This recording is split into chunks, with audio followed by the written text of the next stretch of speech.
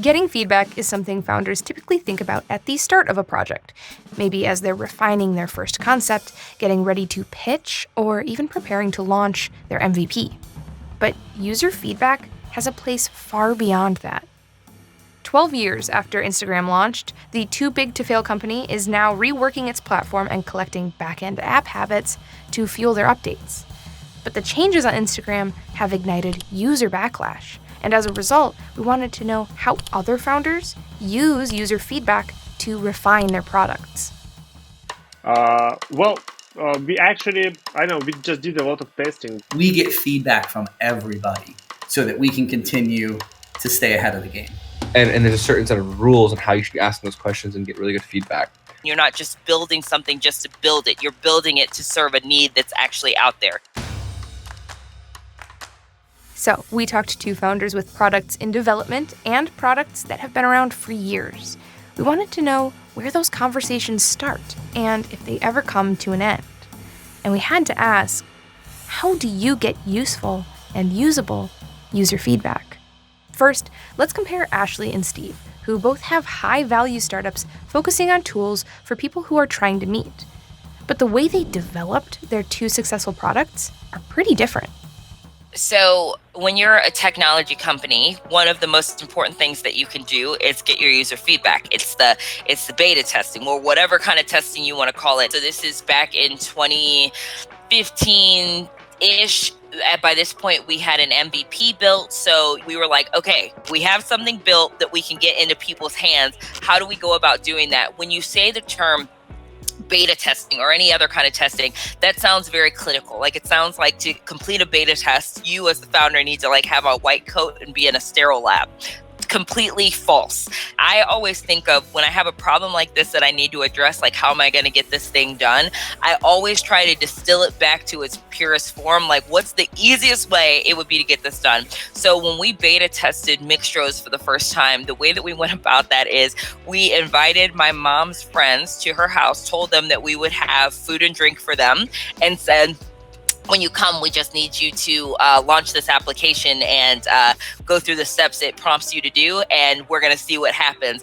And so we did that several times over the course of the MVP of the app. And what would be extraordinary is, we would have, let's call it 40 people at my mom's house. And so what Mixtros is doing is it's taking you through this process of filling out a virtual name tag, answering a series of questions, and then it's putting you in a group based on how you answered those questions and based on the way those questions were weighted and all of that.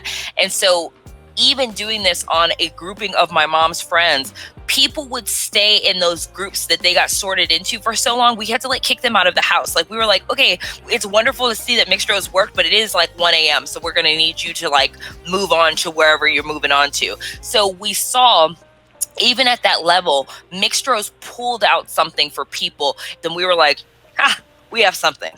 All right, now how about you, Steve? We built our platform, and then almost at the end of 2020, we started developing our second version already.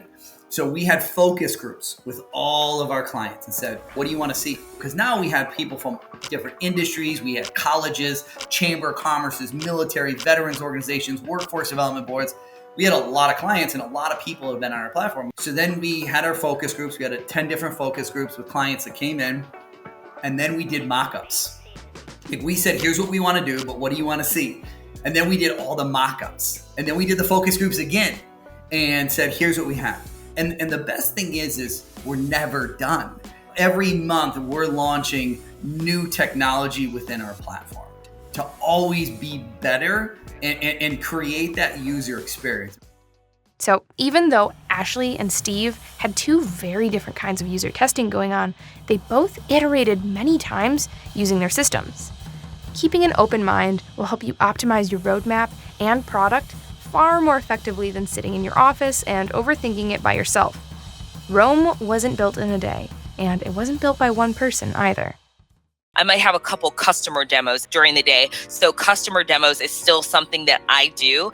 And the reason for that is I like hearing firsthand what the customer is saying to me, what they're asking for, because then I'm able to communicate that to my other teams, be it customer success or dev, and they can hear it right from my mouth. Like, this is what I'm hearing. This is what I'm seeing. I think it means we need to do X, Y, Z. So I love interacting with the customer in that way. How do you stay in touch with the customer so that you hear what they're saying and you're not just building something just to build it? You're building it to serve a need that's actually out there. So those are the ways that I like to spend my day. Every organization that's on our platform now gets a survey afterwards. So they can now say what they liked, if there's something that maybe could be improved. And this is how we look at our roadmap to say, the number one thing is, if I lose a deal to a competitor, why?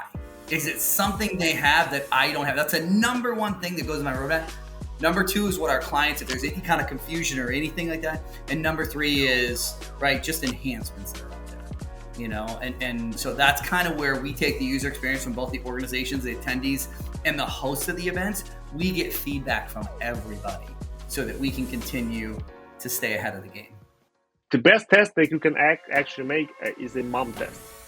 Especially when you do some super tech kit. I just had the task for every developer in our company, really take this interface and make your mom try to use that. Is it easy for the person that is not super tech savvy to use this AR? If it is, that is good. If it's not, it means it's too complicated. It's a book called The Mom Test. Like, the reason the book was called The Mom Test is like, how do you get feedback that's not biased from your own mother on a startup idea, right? Because obviously the idea is like, and if I were to ask my mom if trash were a good idea, she's going to say yes, because she doesn't want to hurt my feelings. But there's a way that you can get advice from your mother that is not biased, that can actually lead to very, very good advice. And there's a certain set of rules on how you should be asking those questions and get really good feedback. So that's super cool. Right, so what is the mom test then? Rob Fitzpatrick first introduced the concept looking for a way to get useful user feedback instead of vague compliments from people who might not even be loyal customers. The real trick? Don't talk about your business idea. Instead, ask this person you're getting feedback from about their life, and then spend most of your time listening. Drill deep about specifics about their past experiences, not their opinions about the future. Realize that there are rich, coded answers in the way they navigate your niche as a whole. Maybe they already have a solution that's simple for them. Maybe they've already tried products like the one you're thinking of making and found problems. And they may not be willing to tell you how much they'd actually pay for something, but they might demonstrate to you what solving their pain point is worth to them. Don't be surprised if it leads you to a pivot. So, the big lesson from today? Listen. Test it, listen some more, and repeat.